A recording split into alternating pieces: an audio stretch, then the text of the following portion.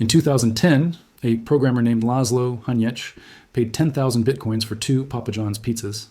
At the time, this seemed like a quirky experiment in digital currency. Today, those pizzas cost roughly $400 million at Bitcoin's peak valuation.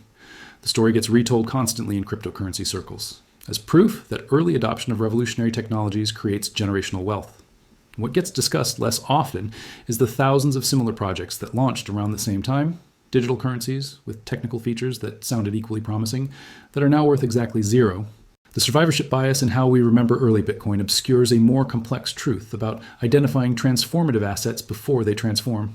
The question isn't whether another Bitcoin will emerge. The question is whether it's possible to identify it beforehand without falling for hundreds of convincing imitations, and whether the specific conditions that allowed Bitcoin to succeed can be replicated or have fundamentally changed. This matters because every crisis generates a search for the next big thing, the asset that will protect wealth and generate returns while everything else collapses. Understanding why some assets achieve escape velocity while others flame out requires looking beyond hype cycles and examining the actual mechanisms that create lasting value in periods of monetary uncertainty. Bitcoin's origin story matters because it emerged from specific historical conditions that shaped its development and adoption. Created in 2009 by the pseudonymous Satoshi Nakamoto in the immediate aftermath of the 2008 financial crisis, Bitcoin was explicitly positioned as an alternative to the traditional financial system that had just required massive bailouts to survive. The Genesis block of the Bitcoin blockchain contains a timestamp and a headline from the Times of London: Chancellor on brink of second bailout for banks. This wasn't accidental. Bitcoin represented a technological implementation of ideas that had circulated in cryptography and libertarian economic circles for decades, a currency that couldn't be controlled by governments, couldn't be inflated by central banks, and couldn't be seized or frozen by authorities. The timing was perfect. Trust in financial institutions had cratered. Central banks were engaging in unprecedented monetary expansion. People were actively searching for alternatives to a system that seemed broken. Bitcoin provided a narrative that resonated. Sound money for the digital age, scarce like gold, but portable like email, outside the control of the institutions that had just demonstrated their fallibility. But narrative alone doesn't create lasting value. Bitcoin succeeded because it solved real technical problems in ways that previous digital currency attempts had failed to solve.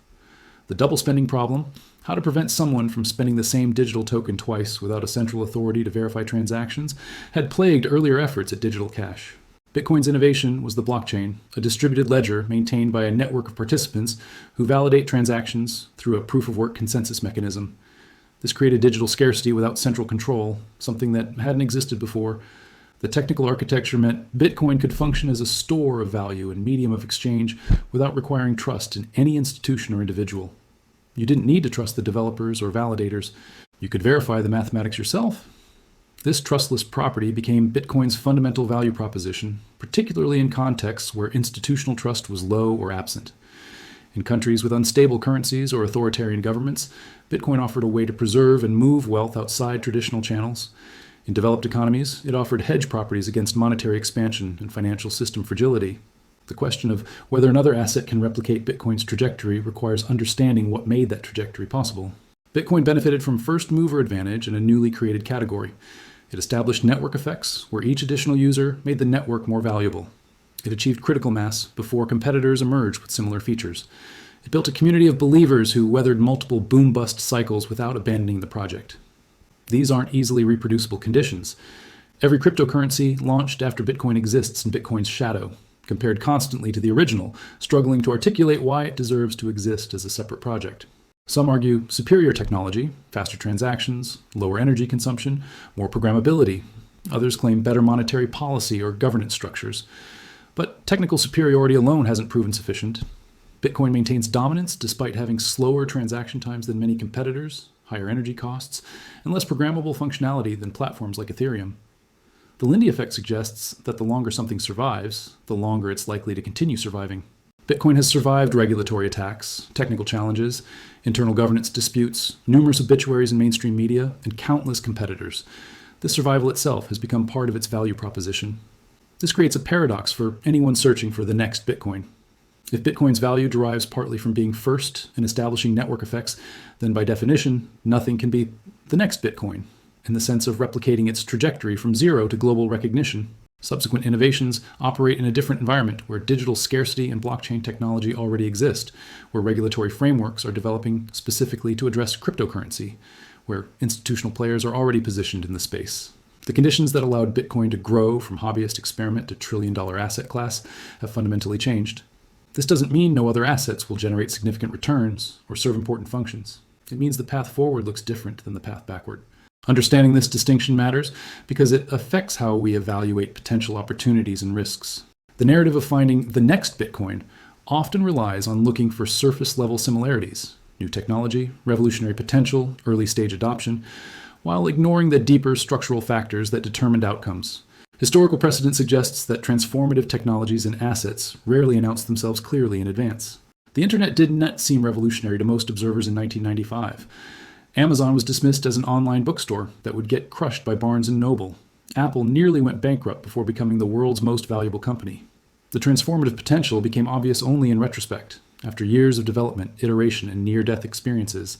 At the time, these companies looked like risky bets with uncertain futures, surrounded by dozens of competitors with equally plausible stories.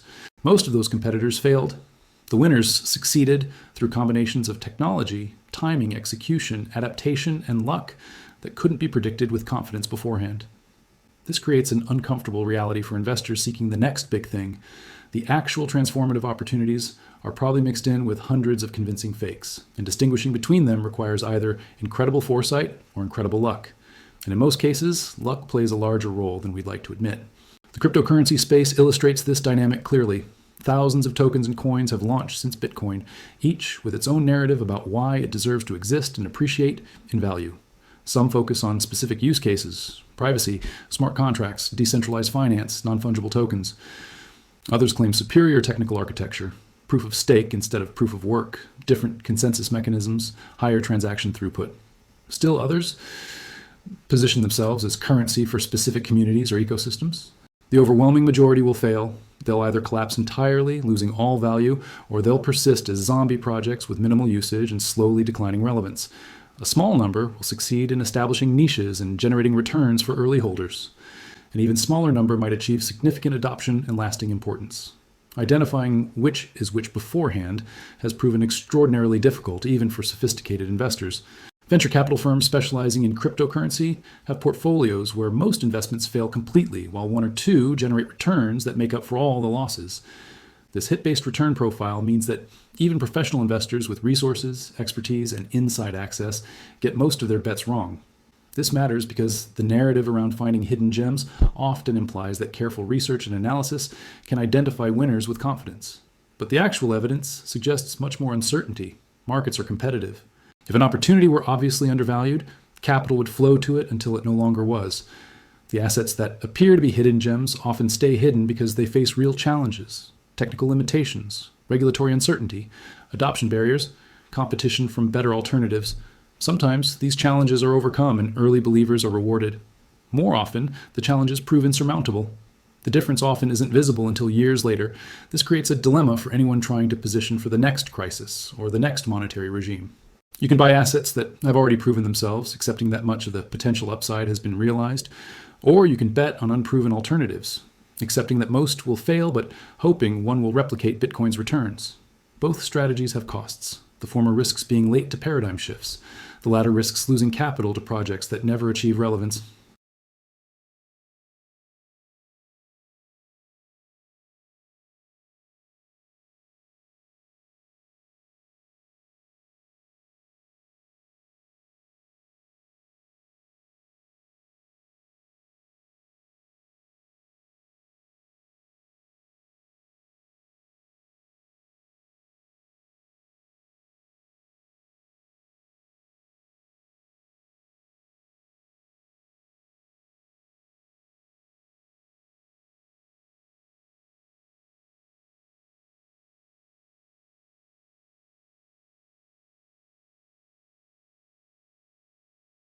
The question of what assets might thrive in future crises depends partly on what kind of crisis emerges. Different scenarios favor different assets. An inflationary crisis, where currency rapidly loses purchasing power, favors hard assets, commodities, real estate, precious metals, and potentially cryptocurrency, if it maintains store of value properties. A deflationary crisis where debt collapses and credit contracts favors cash and cash equivalents, making debtors worse off and creditors better off. A confidence crisis in specific institutions or currencies favors alternatives to those institutions: foreign currencies, decentralized systems, physical assets outside the banking system. A technological crisis where infrastructure fails favors tangible assets that don't depend on functioning networks or power grids. The challenge is that we don't know which scenario will materialize, or whether the next crisis will resemble previous patterns or introduce entirely new dynamics.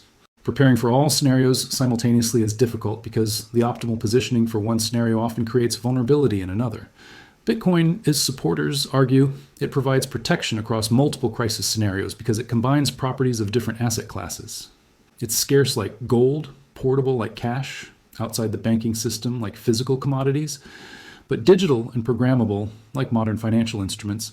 Critics counter that Bitcoin's lack of intrinsic value, dependence on functioning infrastructure, regulatory vulnerability, and extreme volatility make it poorly suited for crisis protection. Both perspectives contain truth. Bitcoin has functioned as a store of value for some users in some contexts, while failing to protect wealth for others who bought at peaks or couldn't access their holdings during crucial periods. The track record is mixed enough that reasonable people disagree about its role in crisis preparation. This disagreement extends to almost every asset class discussed in the context of crisis preparation. Gold bugs and cryptocurrency advocates argue about which provides better protection. Real estate investors and commodity traders debate relative merits. Traditionalists holding bonds in cash versus alternative investors in private equity and venture capital see the world through different lenses. These debates persist because the outcomes depend on future developments that haven't occurred yet and can't be predicted with certainty. The intellectual honest position acknowledges this uncertainty while trying to think clearly about what we do know. We know that monetary systems are in uncharted territory, with central banks globally having expanded balance sheets to unprecedented levels, with debt loads at historical highs relative to GDP, with negative real interest rates that discourage saving and encourage speculation. We know that these conditions create risks of either inflation if monetary velocity increases, or deflation if debt contracts, or potentially both in sequence. We know that technological change is accelerating, and with artificial intelligence, biotechnology, renewable energy, and other innovations potentially transforming economic structures in ways that advantage some assets and disadvantage others. We know that geopolitical tensions are rising, with the possibility of great power competition, deglobalization, or conflict that could reshape trade patterns and value chains. These known factors create genuine uncertainty about which assets will preserve and grow wealth over coming decades.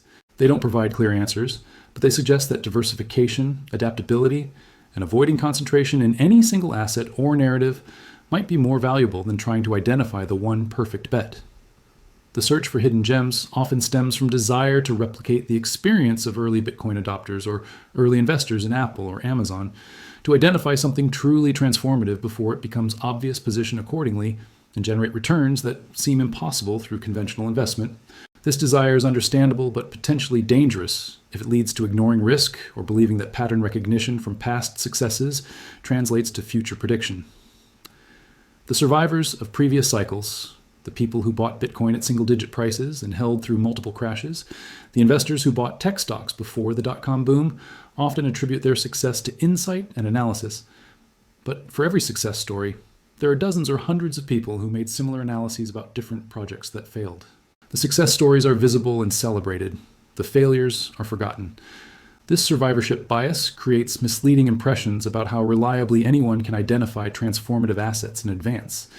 It might be more accurate to say that buying a diversified portfolio of speculative assets in emerging categories gives you some probability of holding a winner, but most individual positions will fail, and predicting which will succeed is nearly impossible. This doesn't mean avoiding emerging assets or opportunities. It means calibrating expectations and risk management to reality. If you believe cryptocurrency or some other asset class has transformative potential, you can allocate a portion of capital accordingly, while understanding that portion might go to zero. If that potential loss wouldn't damage your financial security, then taking the risk might be rational. But if you're positioning your entire net worth based on conviction that you've identified the next Bitcoin, you're taking concentration risk that even professional investors avoid. The venture capital model addresses this reality explicitly. Invest in many speculative opportunities, expecting most to fail, hoping a few succeed enough to compensate for the losses. Individual investors rarely have the capital to deploy this strategy effectively across enough opportunities to ensure one winner. This creates a tension between the desire to capture transformative returns and the need to preserve capital. Resolving that tension requires honesty about uncertainty and limitations of foresight. The practical implications for someone trying to navigate this landscape come down to several considerations that don't have formulaic answers. First, understanding your own risk tolerance and financial situation. Speculative investments in unproven assets should represent capital you can afford to lose without impacting your financial security or life plans. Second, recognizing that diversification across different potential scenarios might be more robust than concentration on a single view. Third, distinguishing between investment and speculation. Investment implies analysis of fundamentals, valuation relative to intrinsic value, and expected returns based on cash flows or productive capacity. Speculation implies betting on price appreciation driven by narrative and momentum with limited connection to fundamentals. Both can be rational in appropriate contexts, but confusing speculation for investment leads to poor decisions. Fourth, maintaining intellectual humility about predictions. Nobody knows what the next decade will bring. Anyone claiming certainty is either deluded or selling something. The best we can do is understand trends, consider scenarios, and position flexibly enough to adapt as circumstances change. The historical record on asset protection during crises offers some patterns, though interpreting them requires care. During the 1970s inflationary period, commodities and real assets performed well, while bonds and cash lost purchasing power. During the 2008 financial crisis, cash and treasuries provided safety, while almost everything else crashed before recovering. During the COVID pandemic, financial assets recovered quickly with policy support, while physical assets and economic activity struggled. Different assets work in different contexts, which is why portfolio construction matters more than finding the one magic asset. Bitcoin's performance across these recent events has been mixed. It didn't exist in the 1970s, was too small to matter in 2008, rallied during COVID alongside other risk assets, but also crashed sharply multiple times. The track record does not clearly support either the narrative that it's digital gold protecting against crisis, or the narrative that it is a speculative risk asset that amplifies volatility. It's proven to be both at different times, which tells us something about how new assets behave before they mature and stabilize, if they ever do. Looking forward, the assets that might thrive in future crises probably share certain characteristics, even if we can't identify them specifically. They solve real problems or meet genuine needs in ways existing solutions don't. They have structural properties that create defensibility, network effects, scarcity, unique capabilities. They can survive multiple stress tests and adapt to changing conditions. They build communities of users and supporters who sustain them through difficult periods. They operate in regulatory frameworks that allow continued existence even if not explicitly endorsing them. These characteristics don't guarantee success, but assets lacking them probably don't survive long-term regardless of their early hype. Evaluating opportunities against these criteria might be more useful than trying to predict which specific project will 10x or 100x in value. Most won't. The few that do will probably include some that meet these criteria, while most that meet these criteria still fail for reasons that weren't predictable in advance.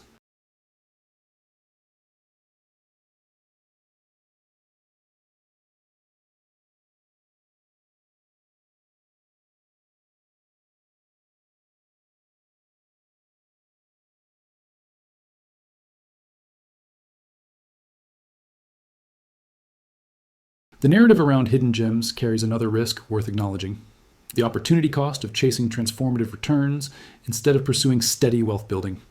Conventional investment in diversified portfolios of stocks, bonds, real estate generates modest but reliable returns over time. It's boring.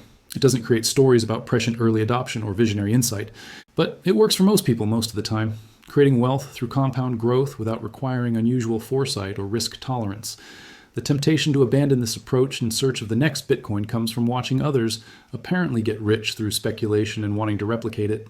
But those visible successes are often unsustainable or based on risk levels that simply got lucky rather than skilled. For every early Bitcoin holder who became wealthy, there are many more who bought into different projects that failed, or who sold too early, or who lost access to their holdings, or who made paper gains and then rode them back to nothing during crashes. The boring conventional approach lacks dramatic upside, but also lacks dramatic downside, which for most people, building long-term wealth might actually be the correct trade-off, even if it feels unsatisfying. The question of what to do with this information comes down to what you're trying to accomplish. If the goal is wealth preservation through uncertain times, diversification across asset classes with different properties probably serves better than concentrated bets on specific opportunities. If the goal is generating transformative returns that could change your life, circumstances, then accepting high risk of loss in pursuit of asymmetric upside might be rational. But it requires genuine acceptance that the most likely outcome is losing the capital deployed. If the goal is understanding how monetary systems evolve and financial crises unfold, then studying history, economics, and technology provides more value than trying to pick winners. These goals aren't mutually exclusive, but they suggest different approaches and different calibrations of risk versus reward. The dangerous position is wanting transformative returns but taking on risk you can't afford, or believing that analysis and research eliminate uncertainty when they mostly just help you understand what you don't know. The uncomfortable truth about finding the next Bitcoin is that if it were easy or formulaic, capital would flood toward it until it was no longer undervalued. The market is competitive enough that obvious opportunities get bid up quickly. What remains available to retail investors are either opportunities so risky that professional capital won't touch them, opportunities in such early stages that evaluation is nearly impossible, opportunities with real flaws that make success uncertain, or opportunities that aren't actually opportunities at all, but rather narratives designed to extract money from hopeful investors.